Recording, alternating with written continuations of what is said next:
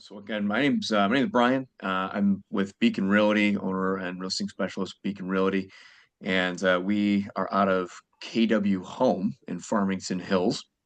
Been there for just about 4 years now, and it's my first brokerage I started with. I've stuck with it.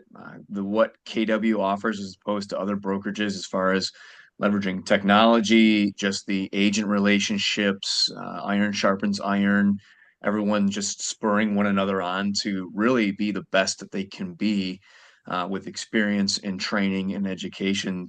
So we can really just come through for our clients to give them that little bit of extra service and attention to detail. And I come from a background of firefighter medic for 13 years, Waterford Regional Fire Department.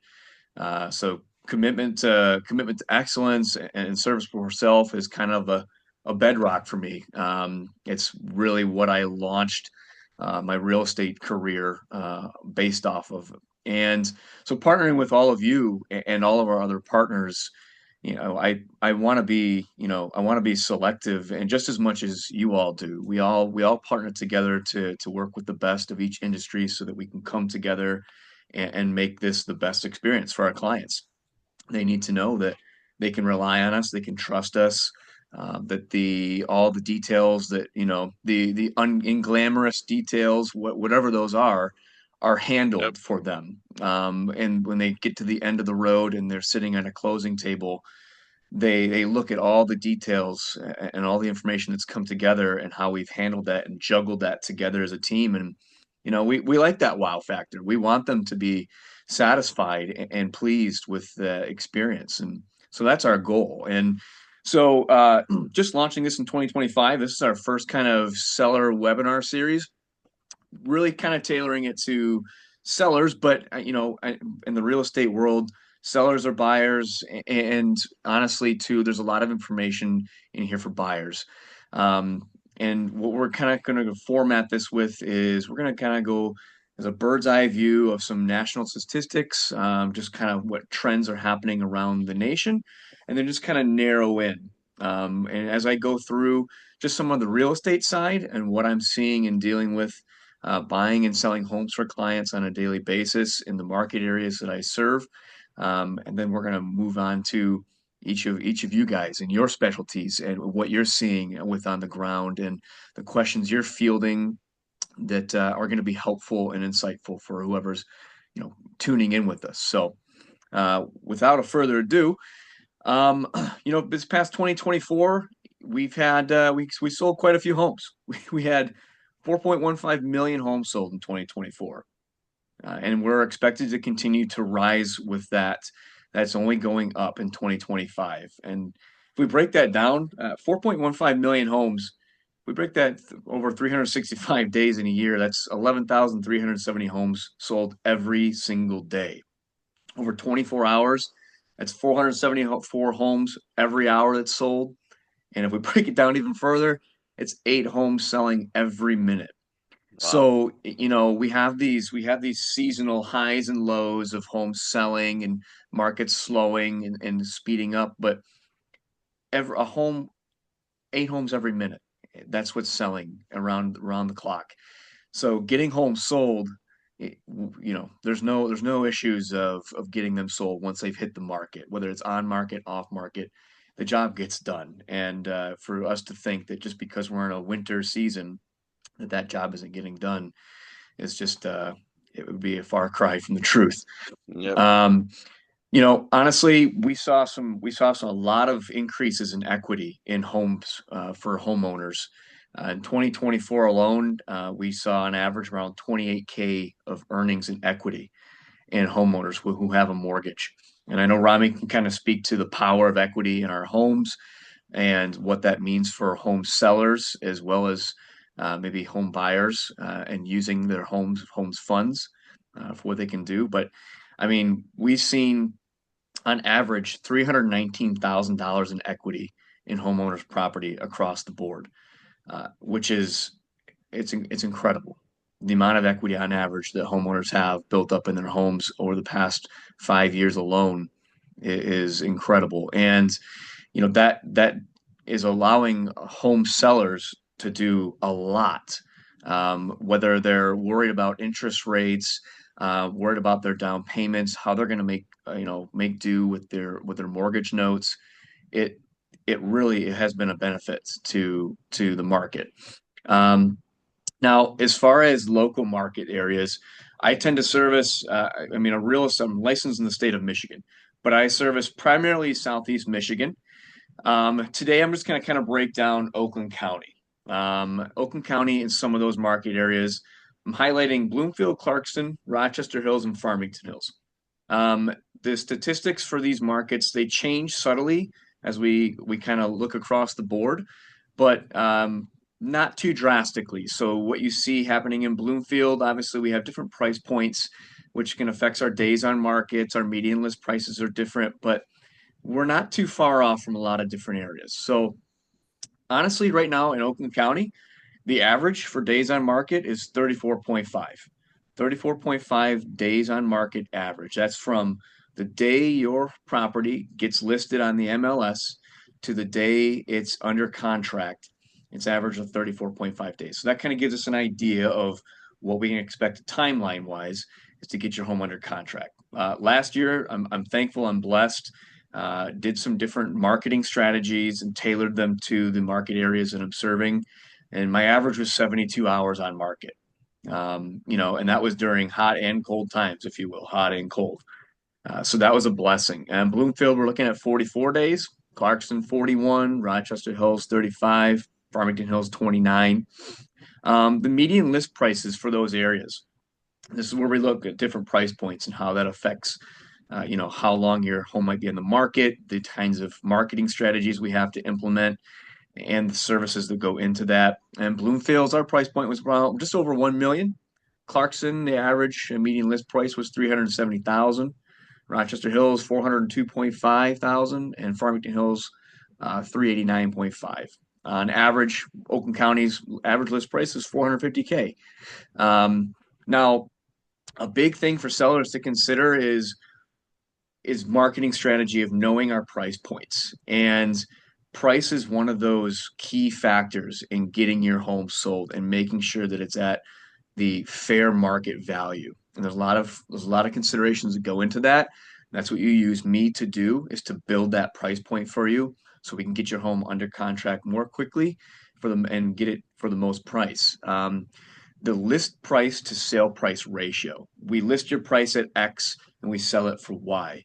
The goal obviously is to get you the most. On average in Oakland County, 2024, we were looking at 98.6%. So we saw a lot of price reductions, but on our average, we had 103% list price to sale price ratio. Again, thankful we work hard to source clients, buyers for our sellers. We do that to the tune of marketing on the street. We're doing door knocking. We're sending out mailers for every listing. We're doing digital marketing, paid advertisements, Facebook and Instagram. We are accessing our marketing platforms on homes.com, realtor.com, and we're networking. We have a network built in, especially with KW, and we work really hard to source a buyer for our sellers so that we aren't just relying on stagnant MLS listings sitting there and waiting for buyers to come to us. All roads lead to Rome, but only if you build them. And so that is kind of our ethos there. We want to make sure that we're putting in the work that you hired us to do to bring that buyer to get the best outcome for you possible. Months of inventory. This is really driving right now our sales and our price points. We're at 1.51. And anything below 5, if we're on a scale here, if anything below 5, it's considered a seller's market. Anything between 5 and 7, we're kind of like that neutral market. And anything above 7, it's considered a buyer's market.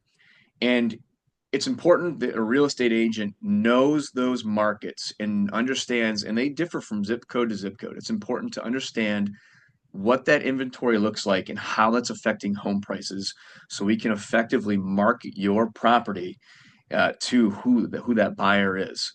If we aren't in tune with that number and that market, we're gonna miss it. We're gonna chase those prices, and we're likely gonna see price reductions, time decay of price with time on market, And so just being in touch with that, and as it's changing week by week, month by month, and that's what I do my homework on every week. And then in 2024, the number of price reductions. We had 486 in just December out of 1,455 listings. So that's 33% took price reductions. And some people think, okay, and they're seeing this too. They're wondering, is my house going to be subject to a price reduction? We try to avoid this. It's not to say that it can't happen and that it doesn't, but again, being in tune with the local market, knowing what's selling, what price points to get our sellers at, and knowing how to stage and effectively market. That's what we're here to do is avoid price reductions and time decay in the market. Just real quick, so I'm not stomping on everything else here as we're considering our time. Just something for sellers to keep in mind. Pricing strategy, again, I'm coming back to that, is so important. Making sure that we're either at or slightly below, depending on the kind of market we're in, the fair market value, it generates more interest and it increases the likelihood that we're creating multiple offers and potential bidding wars. More importantly, your property is then designed not to suffer from time decay. Days on market is where we start to see price points suffer and maybe even the negotiations, the terms, because price point's not always the most important for sellers. Sometimes it's the terms. And understanding that as we approach a negotiation side of things, as it's been sitting on the table, it becomes maybe less ideal for sellers when that happens. So when we talk about pricing and I'm creating CMAs for my clients, comparative market analysis, I make sure I'm giving you a really just a down and dirty, accurate as possible, fair market price so that when we hit the market, we're already setting up and laying the groundwork for the best results for you possible. Um, I guess right now with winter, everyone's kind of asking, is it a good idea to list right now? You know, where everyone's typically waiting for a spring market. And I get it. You know, sometimes it's even just from a standpoint of I don't want to move in the winter. You know, I don't want to get my feet all wet out there in the snow and putting, you know, all my belongings into a truck. Honestly, I work with Tidy Smart. They're an amazing service. We do home prep for listing prep and staging, everywhere to moving coordination, and they'll get you moved. And sometimes you can ask me. Sometimes I build that into my commission where I'm actually offering my clients an additional support in getting them moved. So you can ask me about that in our meetings. But right now with the winter, it's kind of a sweet spot, honestly, and it happens that way every year, where we see maybe a slight reduction of listings available, but that really helps set up showcasing your property where we have a plethora of activity coming up in the spring market, spring and summer. You have a lot more competition. And that just means that right now, with a little bit less activity on the market, you have one, serious buyers. If they're looking to move right now, they're typically a little bit more earnest in their desire. They need a home. And when we're marketing it properly, you have a showcase property with less competition, which typically honestly lends to better results for you. So for anyone kind of waiting on whether or not we should go into the spring market and list then, listing now is not going to hurt you. And we have that conversation all the time, and we produce the same kind of results we do in spring and summer markets. So that's kind of the 2 cents on market forecast right now and what's going on. Without further ado, Rami, if you want to kind of touch on a little bit of what our mortgage rates are doing and how that's affecting our decisions. 100%. So I appreciate that. That's a lot of good, valuable information there. I didn't know that there were services that help, like like tidy up and move Oh yeah, okay, that's pretty cool. yeah. That's pretty cool. But I always like to share the pawn shop story. And the pawn shop story is basically, you can't ultimately tap into the equity of your home and have it work for you by taking the hinges off of your door, or your clients, respectfully so, taking the hinges off of the door, and then going to a pawn shop and say, "Hey, Mr. and Mrs. Pawn Shop, I'd like to, cash in my equity." right?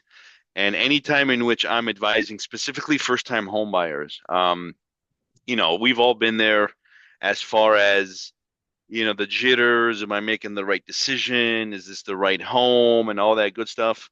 I always paint the vision, down the road, 4 or 5 years down the road, to utilize the mortgage as an asset versus a liability. And some clients are like, huh?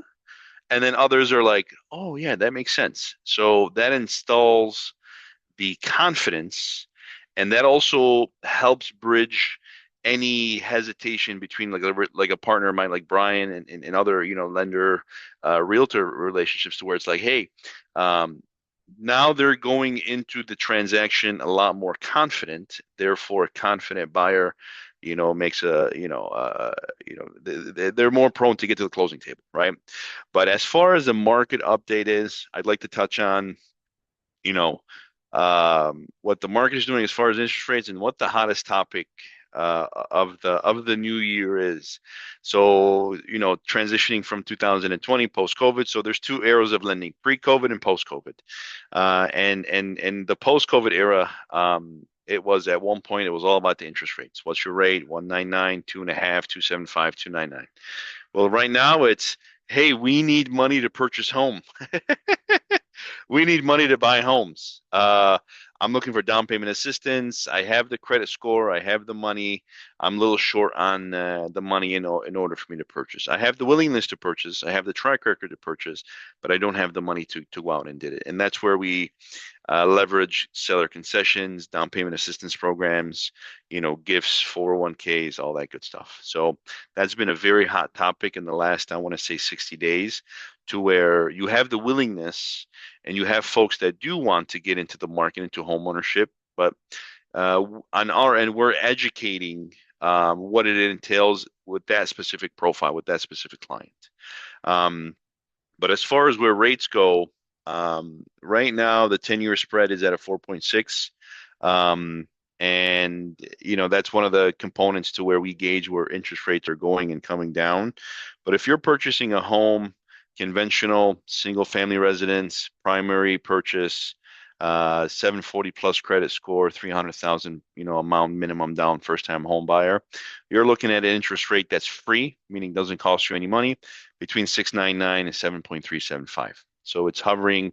Sometimes it goes up, sometimes it goes down, sometimes it goes up. And so, as we all know, that it negatively impacts or positively impacts the rate, negatively or positively impacts the loan by reducing and increasing your purchase power. So the higher the rate, therefore the higher the debt to income, therefore the higher the payment, therefore the less home that you qualify.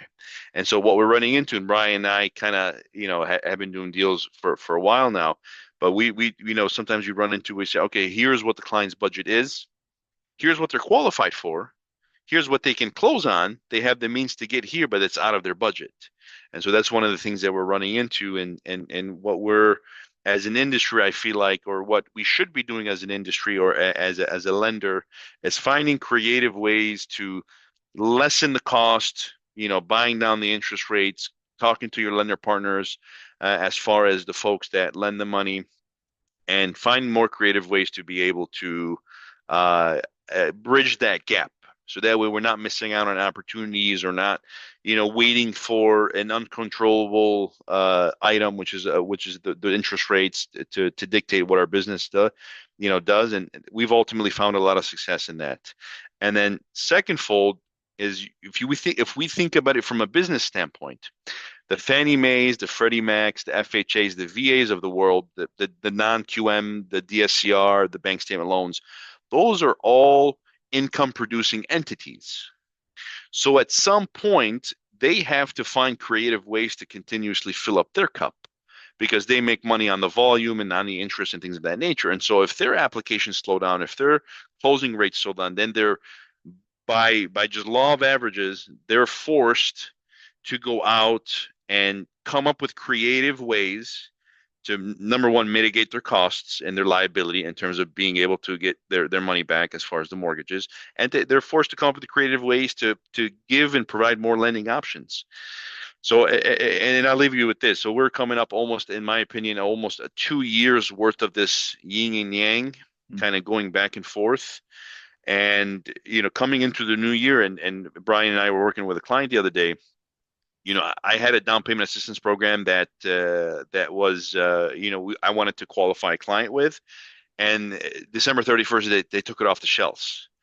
Um, just to find out that they're refining it, retuning it, kind of allocating the money somewhere else because they're not seeing the value in it, or it's not, Mm. making as much impact as so whether they bring it back or not. So it just depends. It could mean that there's something coming down the pipeline that we don't see with the naked eye, or it could mean that, from a business standpoint, as an entity, they are not, they don't see it, they don't see the value in it or the return on it, so they're going to probably allocate the money somewhere else. So Yeah.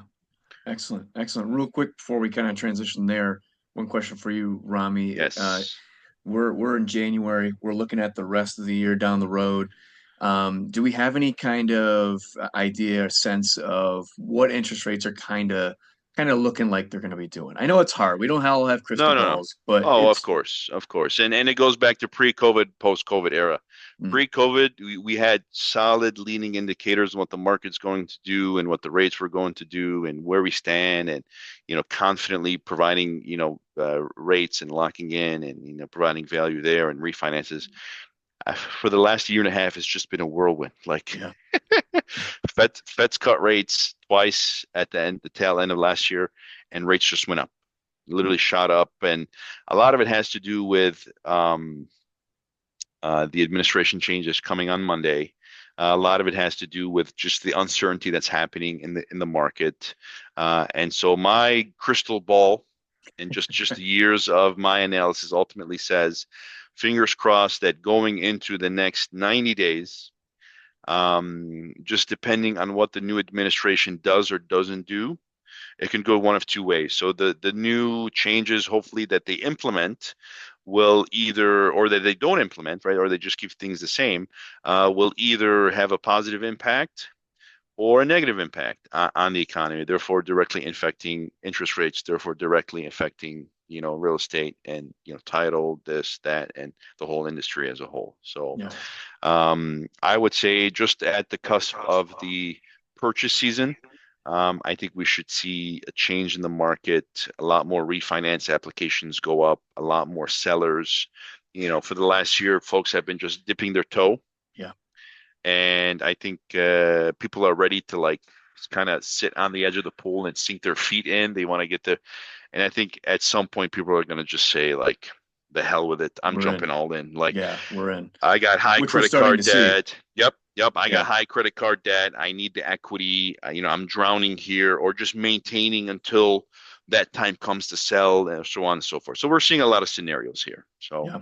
Yeah. I think the feeling that whether we're at 6.5%, 7.5%, and hoping we see some rate reductions, but yep, either way, I think folks are getting the sense that this is becoming our norm, yep, yep. and decisions need to be made, and those are very personal decisions, but everyone is having to come to terms with those and make those decisions.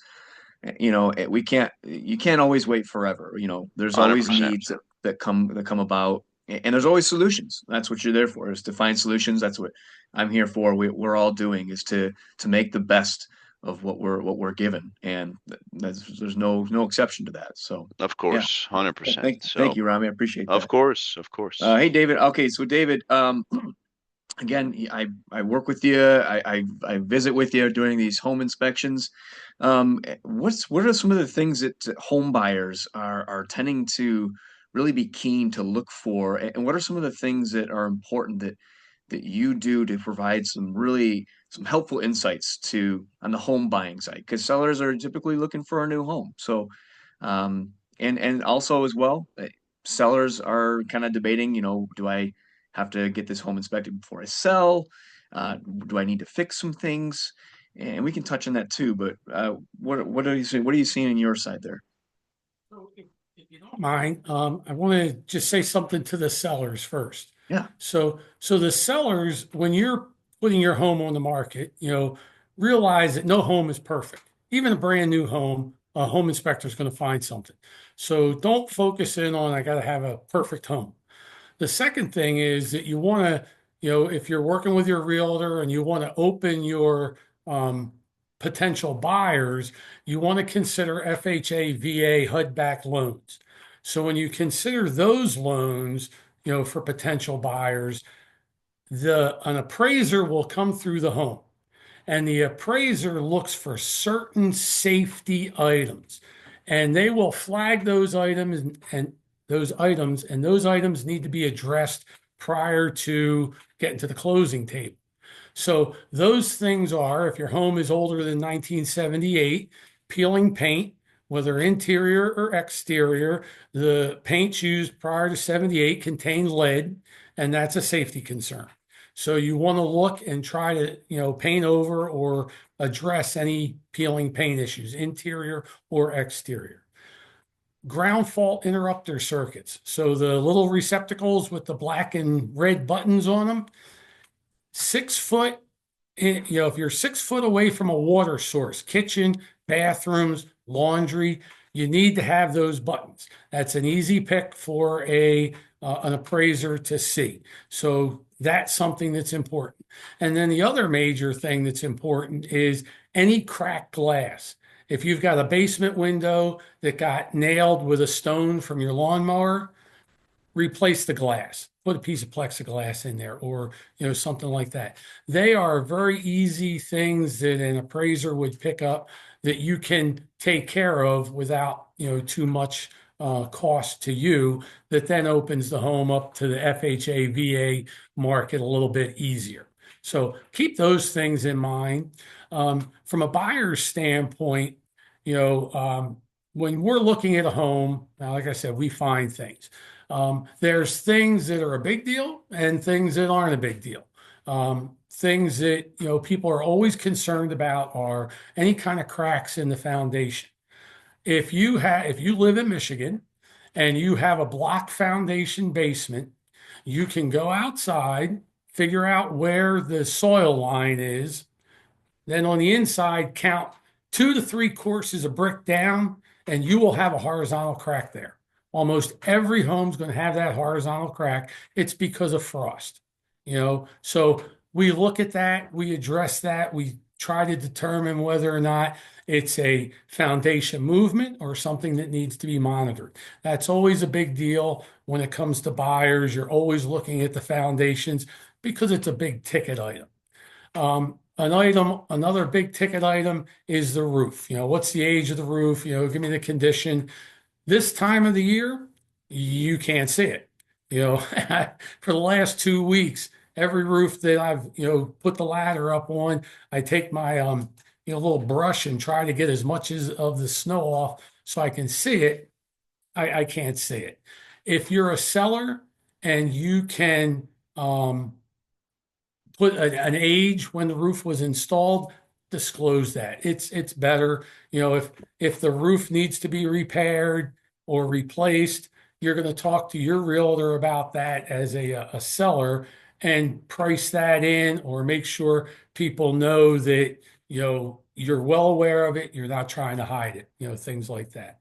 Other items that are of a concern that you may not consider as much, and that is the sewer line, right? So if you're on city sewer and you have trees anywhere, or your home is probably older than the 80s, it would be wise to get a sewer scope. So where we send a camera down through the sewer and we look. What we're looking for is any kind of root intrusion, coming through the joints.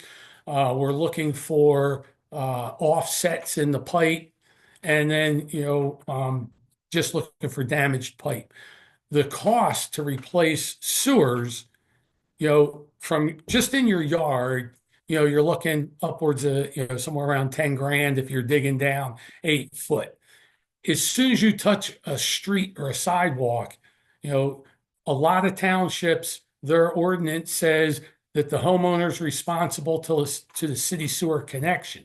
If that connection's on the other side of a road and you've got to replace that pipe, now you've got the county or the city Department of Public Works digging the road up for you. There go your expenses way up.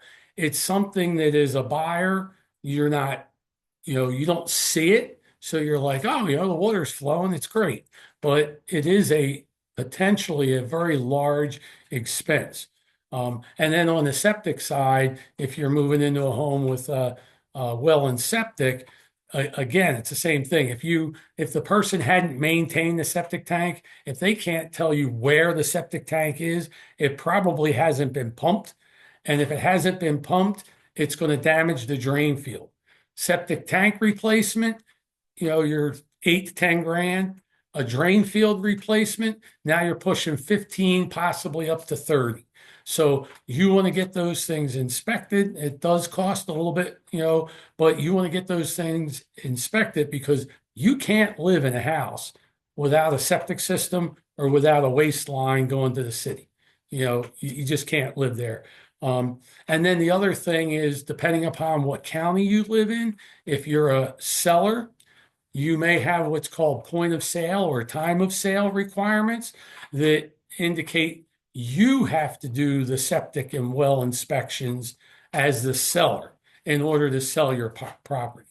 And, they're kind of around Oakland County, so Macomb, Shiawassee, Washtenaw, Ingham counties, more to the west. I know those counties have time of sale requirements. So there's some of the things that, are kind of a little bit out of the ordinary. Home inspections, we go over, we tell you how old your, furnace is, can't run the air conditioner in the winter because it could be damaged, tell you how old your water heater is, give you a general assessment, but keep in mind it's a visual assessment of the property. The last thing I would say for the seller side is, as you are starting to get offers or you get an offer accepted and you've got a home inspector coming in, the home inspector wants to get into the attic. So if you have all your clothes underneath the scuttle in the closet, if you don't move them, there's a good chance they're going to get insulation on them or some sort of debris. We do our best to clear things out of the way, but stuff falls out of the scuttle when you open it. We need to see the electric panel. So today I was at a home, they had a dresser with a full attached mirror sitting in front of the electric panel. Can't get to there. Now my buyer, my client, is starting to have discussions about, get that thing out of the way. I want you to pay for the inspector to come back, and it's some headaches there. So we want to get into crawl spaces too. So if you've got a crawl space, make sure that access is open. And there's some things that make it easier. So Excellent. Yeah, no, all very good, insightful information. These are getting home inspections completed and knowing what buyers are going to be looking for, why they're hiring a home inspector for a reason, and they're coming in and they're just making sure that due diligence is done. And just make you would want as a seller looking to purchase a home, you're going to be doing the same thing. So coming from that level of understanding that, we just need to ensure that everything is up to snuff on the home, things are looking good. And again, as we kind of go through homes, at least for me, when I'm going through my walkthroughs, creating my CMAs, and I bounce questions off of David, just as a reference because he's the expert in this field, making sure that we are prepared for that listing and we are tackling projects that need to be addressed, that could be a potential complication down the road because we want to avoid those things. And then we kind of get into the ROI on some different projects that we can maybe consider as far as listing preparation. But David, you're an excellent resource for all those questions, and I appreciate you on those as well. So thank you. Yep, thanks. Marks, you are our title expert. Again, appreciate you being here. And just real quick, if for whatever reason we kind of bumped on time, I'm going to push a new meeting link out here just immediately because you have great information, and I want you to be able to get it to our audience, and we all want to hear it too. So just so you know, okay? Got it. No problems. Thanks, sir. We our industry, there isn't much change within our industry. It's pretty, it's been same service. For example, First American's been around for 135 years now. So, um, but one thing that happened, I don't know, maybe in the last 10 years was Michigan was the last state in the country that had dower rights. And a lot of people, because it was kind of beaten into their mindset, it has created issues now that it's gone away. And so let me kind of give you a little background on dower rights. And so if a married couple, if the husband bought the property and he bought it as a married man, whenever he goes to sell that property, the wife would have to sign off on it, right? That is no longer required. So to the contrary, now they might have bought a property 30 years ago and they bought it as a married man. And so the wife was under the mindset that she was always protected. And that if the husband had passed away, it was fine. She could sign off as the seller because they owned it jointly with dower rights. What was the man's was also owned by the wife, was also hers, and what was owned by her individually was only hers. So it was a measure that was put in to protect women. But times have changed and that's gone away. And so we've seen people that were under the impression that they've owned the property and they were going to be fine. God forbid, husband passes away.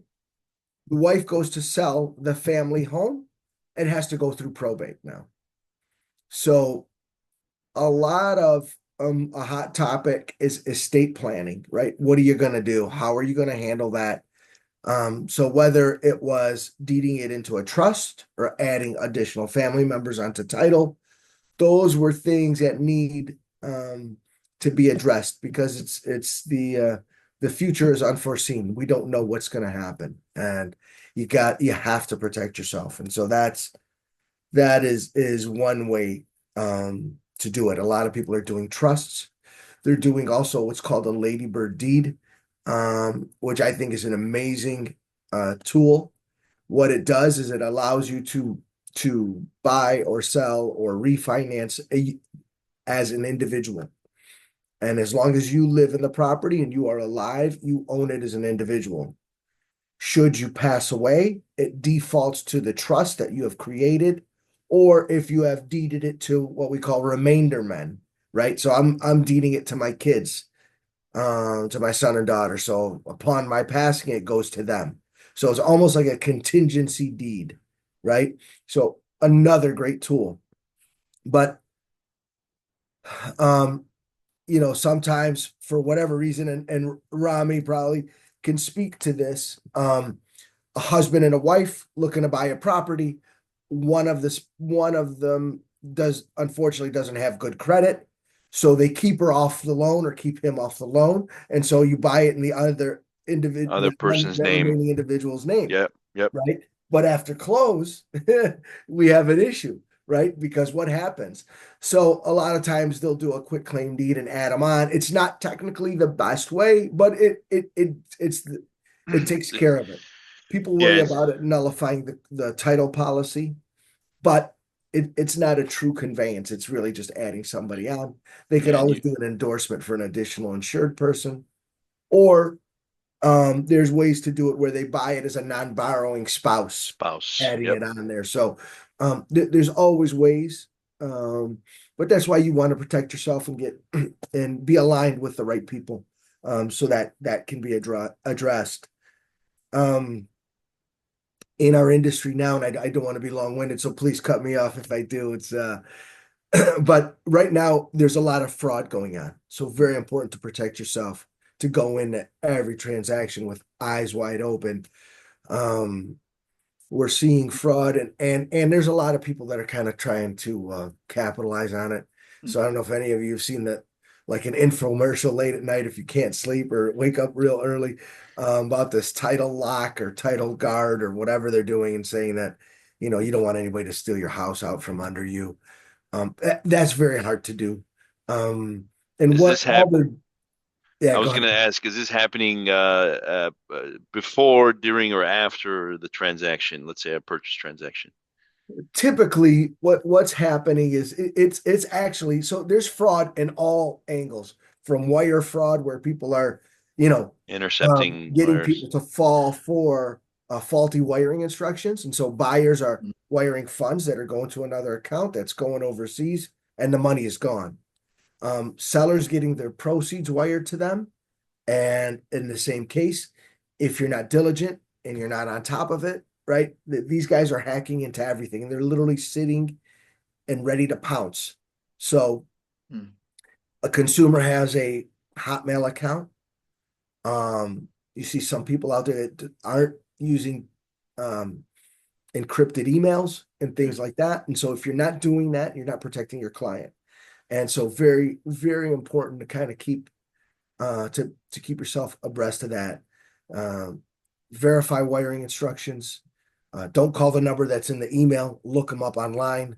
You know, those things, you just got to take those extra steps. But to Rami's question, we're seeing it at that point, at or before the close, and we're seeing it after the close. We're seeing people posing as fraudulent sellers, right? So especially when it comes to vacant land. Um, because of the data that is online, they find out, right? This person lives out of state. I'll pretend to be this owner of this vacant land. So they'll say, "Hey, I'm out of state or I'm out of the country." They'll contact a real estate agent. Real estate agent believes they're speaking to the right person, right?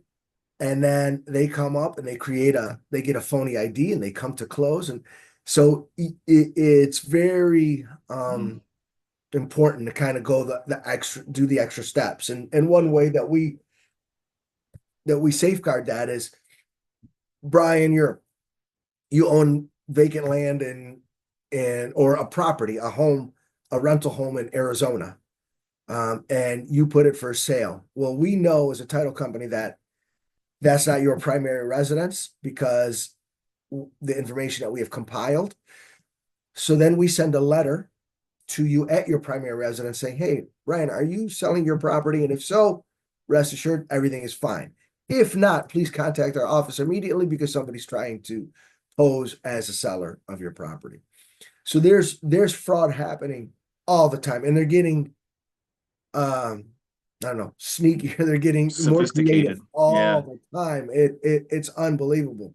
So we need to be very diligent, and and so people that are, adapting to new processes, going that extra step, putting in safeguards, being diligent, having lines of communication open, right? Those things are important, right?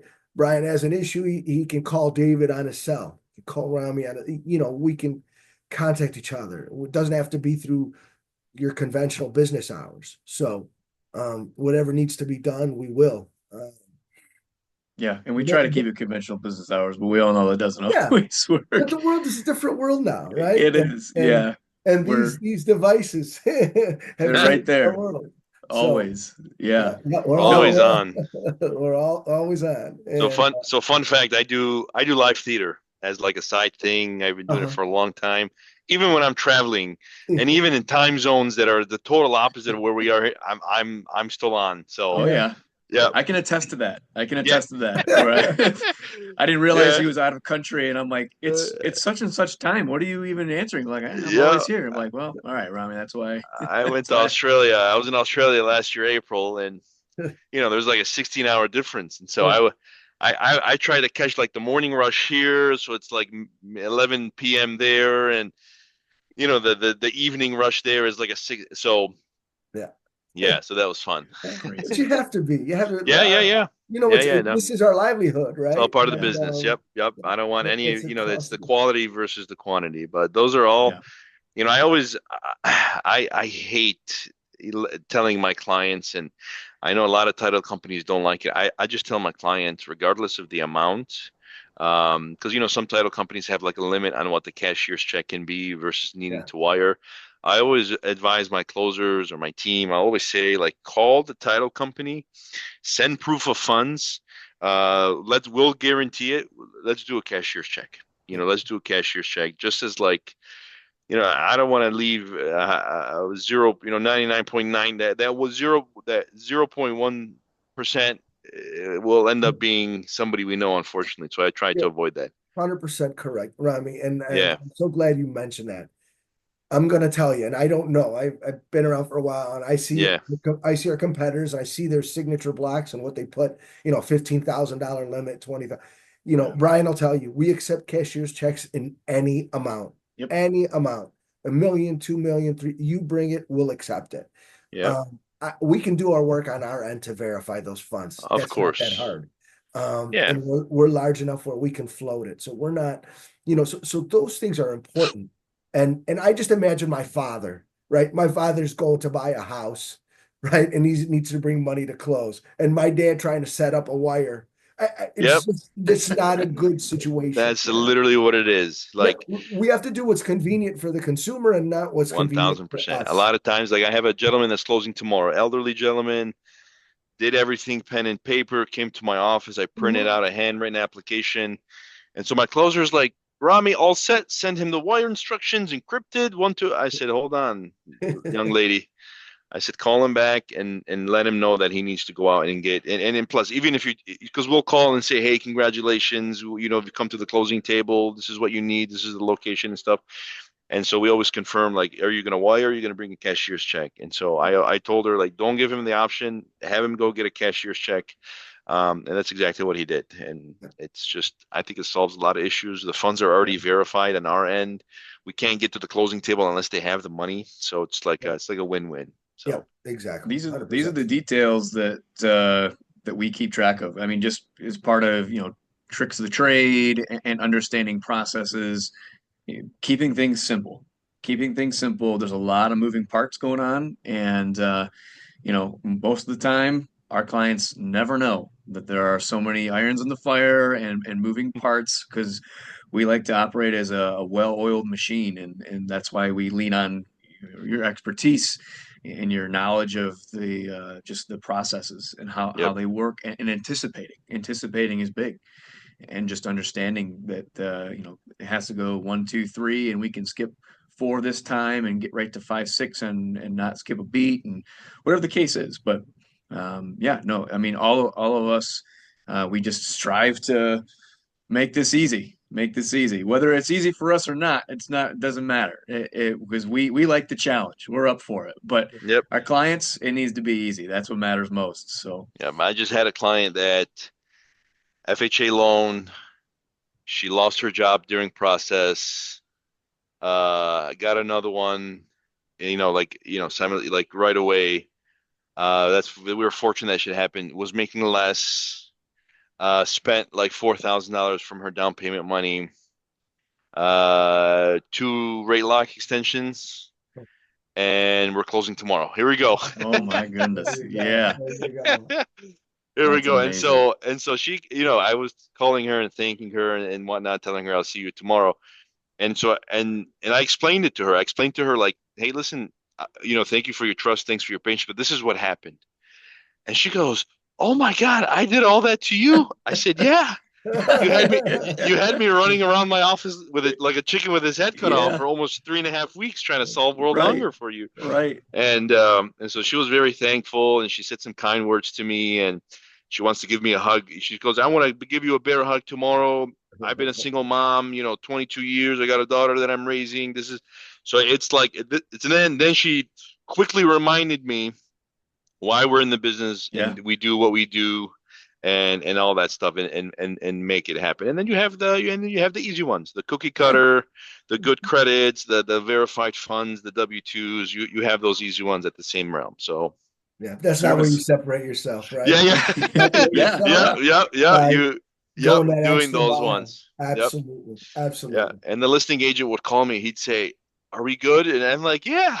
We're good. Yeah. yeah. Yeah. Wiping No, the sweat from the us. brow. Yeah, Sorry. Holidays. We were off. Title come. But no, we got it done. I'm thankful for that. That's So, awesome. awesome. That's a blessing. Hey, good testimony. Good yep. testimony. Yep. Yep. Well, good stuff. Well, hey, gentlemen, thank you. Thank you for tuning in. Thank you for your input. And again, this is our first of a number of these seminars, webinars, kind of putting Yes. on here. I'm looking to do one every month, and they're going to be every Thursday, might be Wednesday here and there. Free to tune in and just have your input, because it's always helpful in just getting that information out to the people we serve, just so they know. We can get those questions answered maybe ahead of time when we're building those relationships. And iron sharpens iron. I believe in that. I really do. Just working with professionals like yourselves and just gaining information. It's a big wide world that we operate in, and there's a lot, like I said, a lot of moving parts, and understanding every one of those is important. It is, so we can field those questions and better serve the people that we love serving. So again, Absolutely. thanks for everyone for tuning in, and yeah, you guys have a blessed rest of your night. We'll get some feedback here after this. Okay. Thank you, my friend. Ja, Thank you, nee, gentlemen. dus All right, Appreciate it. everybody. dankjewel. Hey.